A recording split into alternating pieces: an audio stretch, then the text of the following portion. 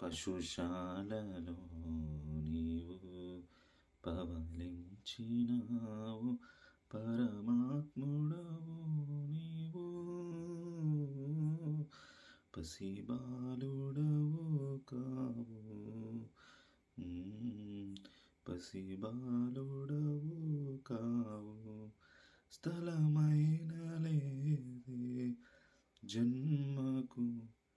అవును కదా, దేవాదేవునికి స్థలం కూడా లేదు, ఎవరు ఆయనకు చోటు ఇవ్వలేదు, పత్తి గుడ్డలతో చుట్టబడ్డాడు.